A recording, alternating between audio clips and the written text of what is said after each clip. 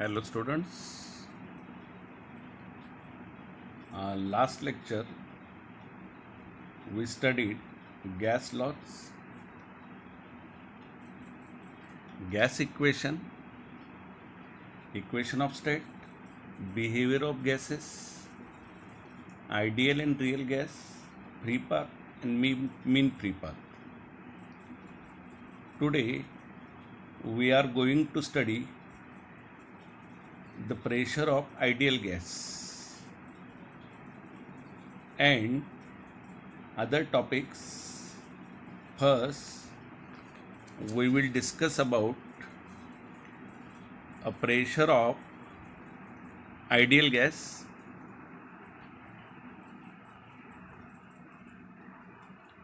consider an ideal gas enclosed in a cubical box. Let a small n, a number of gas molecules, number of moles of the gas, capital N, total number of gas molecules in the box.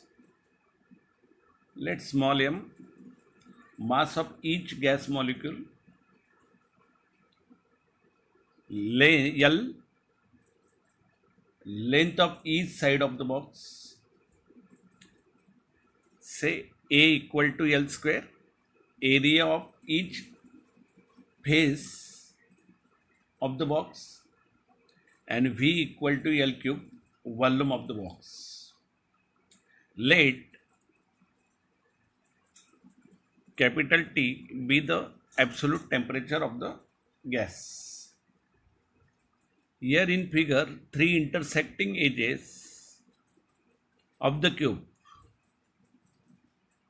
are three coordinate axes as shown in figure.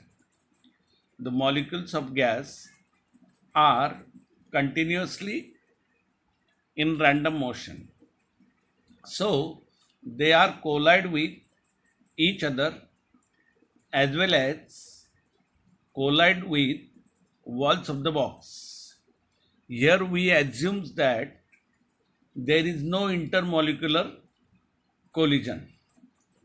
How it is possible? Yes, it can be possible. When we consider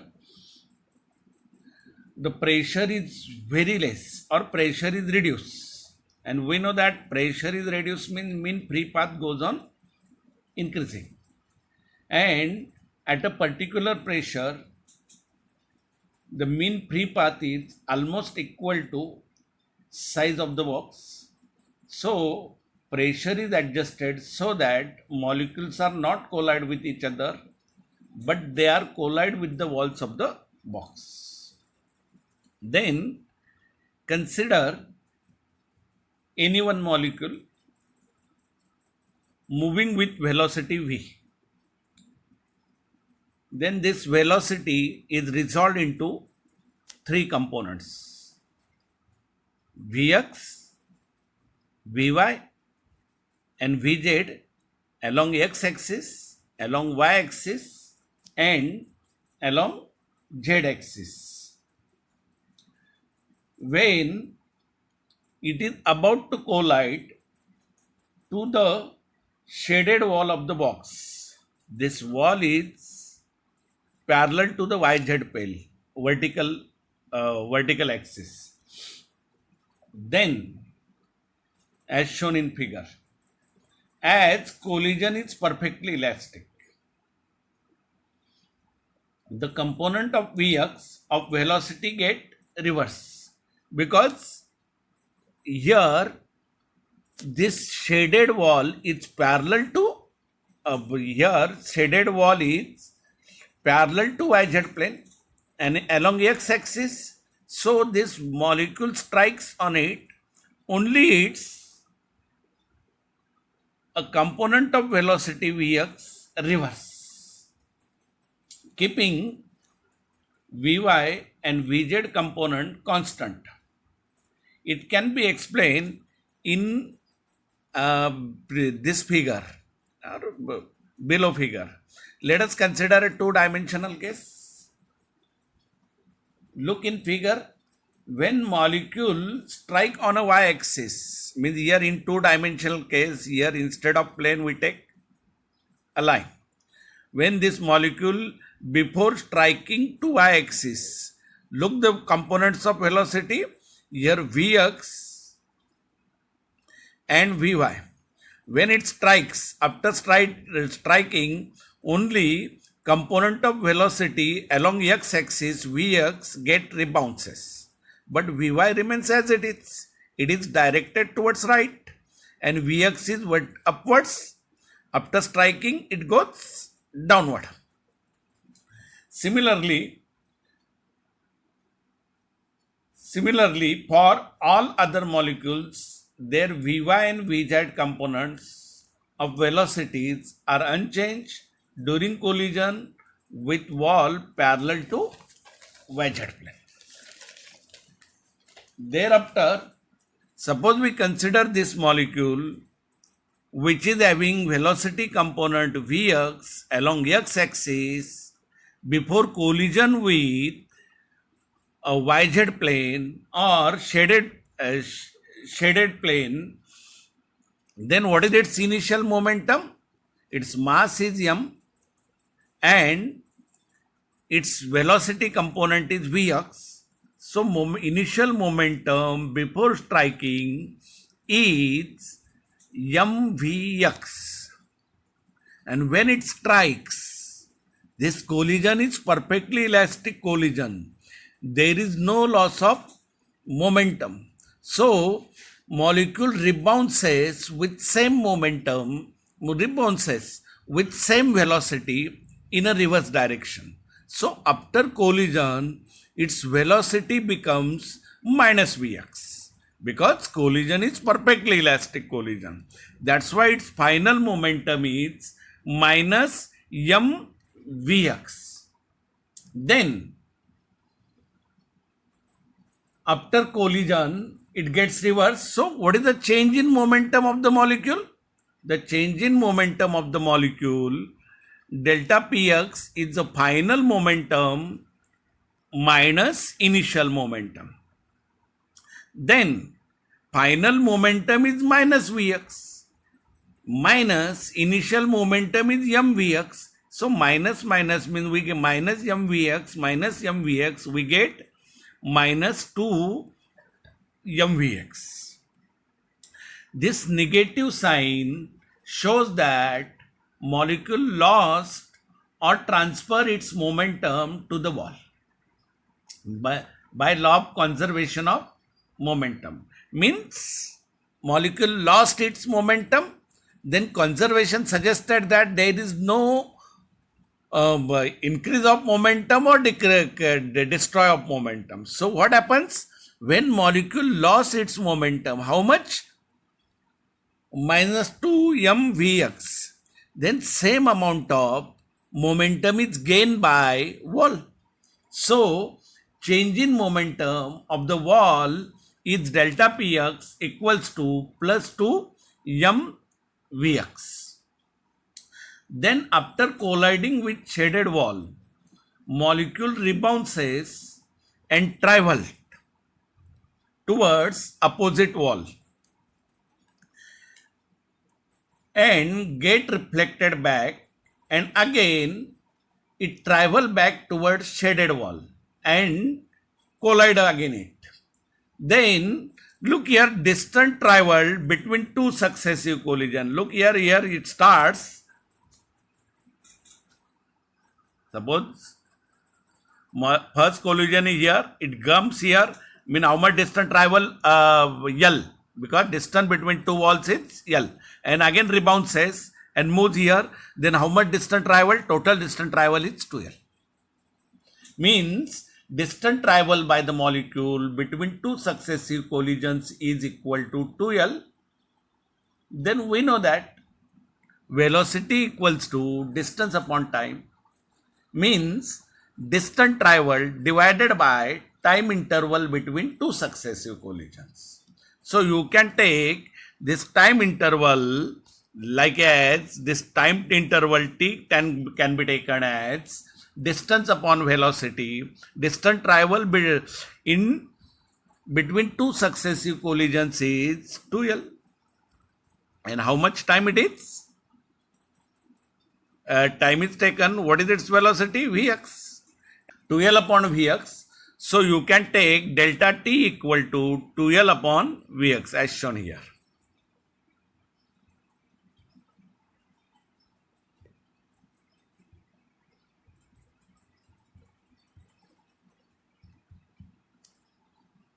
Now,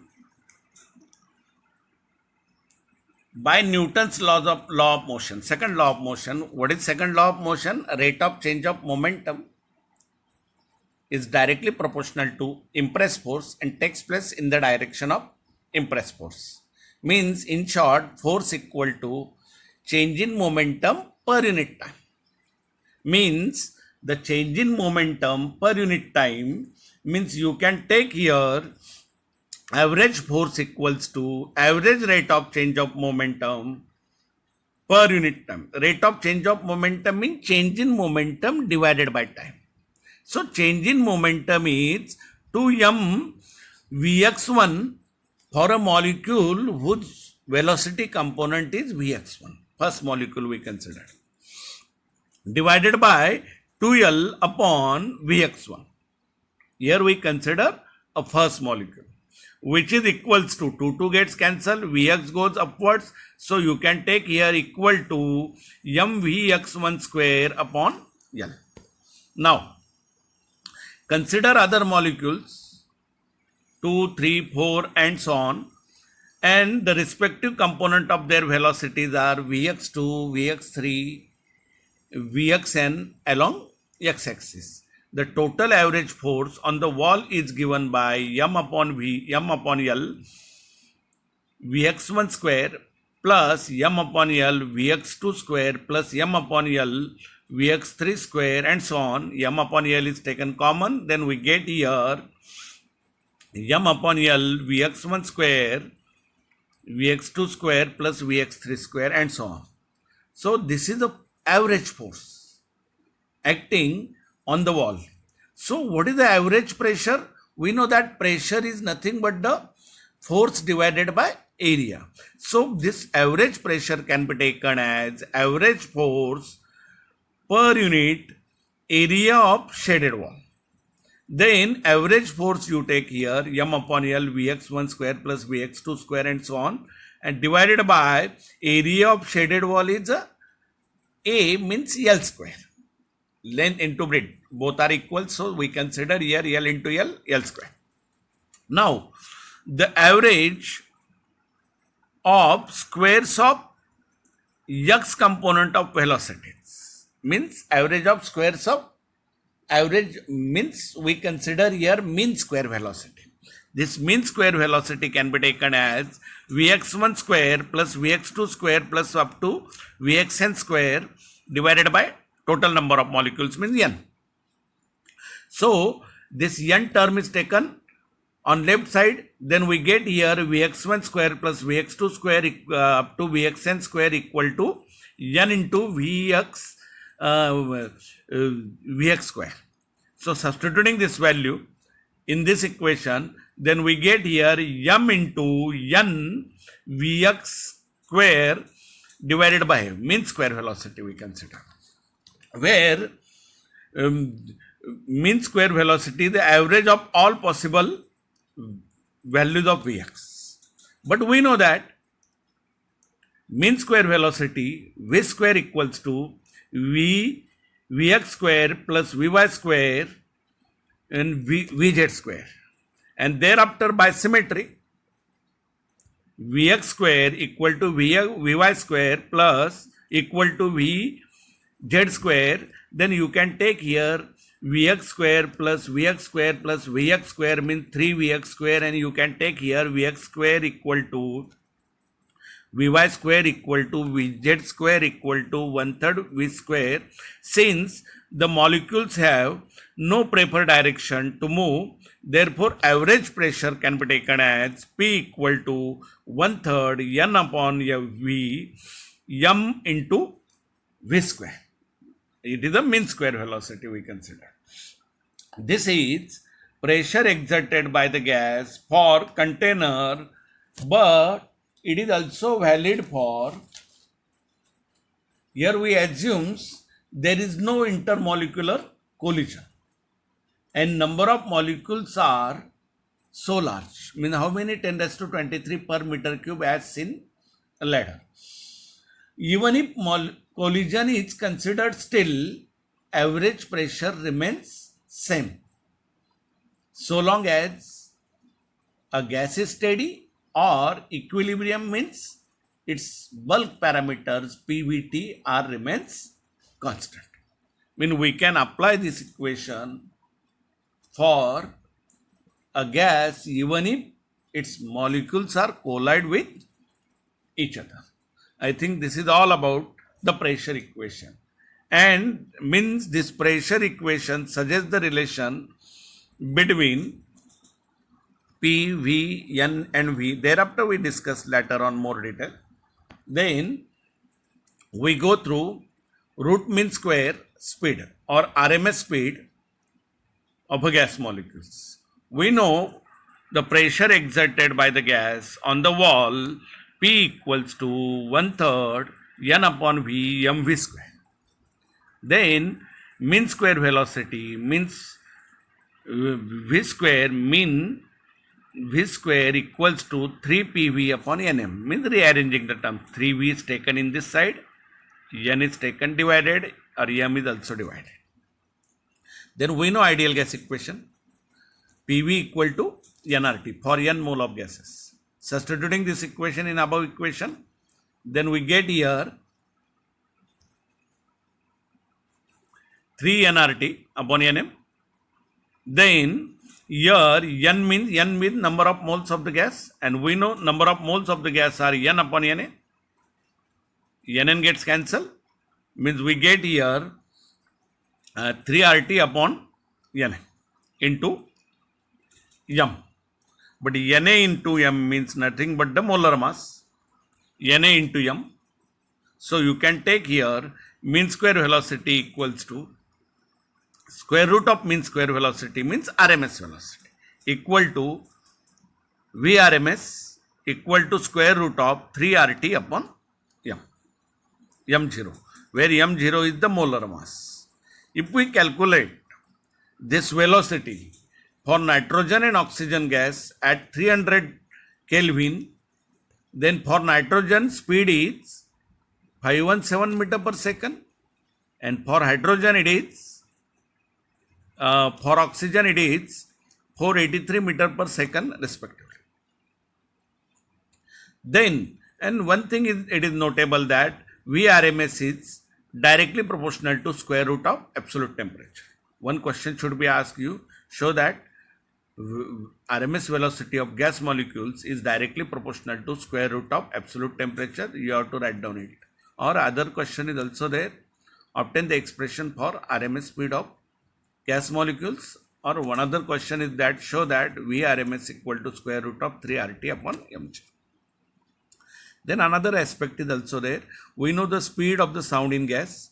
The speed of the sound in gas can be taken as in last year we discussed square root of gamma RT upon m0. Gamma is the ratio of two specific heats. Specific heat at constant pressure and specific heat at constant volume.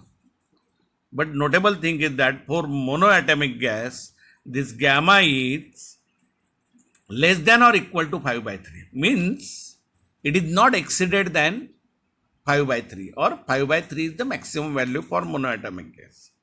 And if we substitute it, then this RMS speed is velocity of sound in gas is less than its RMS speed.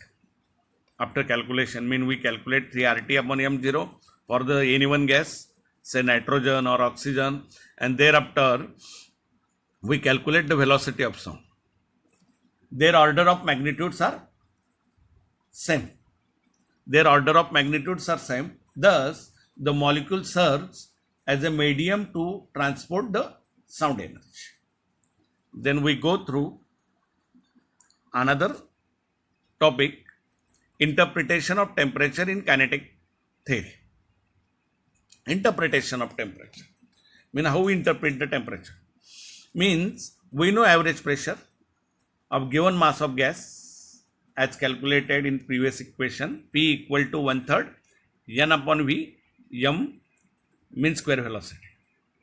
Then equation can be calculated as V is taken here, PV 1/3 Nm mean square velocity. So you can take rearranging the term, multiplying and dividing by 2. Mean here we can take here 2/3 N and here half M mean square velocity. M mean square velocity. Energy of single molecule. And N be the number of molecules. So average total energy can be taken as E equals to N half mv square. So you can take here PV equal to 2/3 using ideal gas equation. You can take here PV equal to N kBT as discussed in previous article. But here N kBT means you can take here substituting this value PV equal to 3/2 E. Then we get here energy E equals to 3/T N kBT. Means this is the energy of N molecules. Then what is the energy per molecule? Then N is taken in this side. So energy per molecule can be taken as equal to 3/2 kBT. This is energy for per molecules. Here one thing should be there. Half mv square is the average translational kinetic energy of the molecule. Means this is the kinetic energy of the molecules. Why we take a kinetic energy, no potential energy? We assume here it is the ideal gas. And in ideal gas, intermolecular force of attraction is not there. And no intermolecular force, when no field is there, no potential energy is there. So potential energy is 0 and whole energy is the kinetic energy. So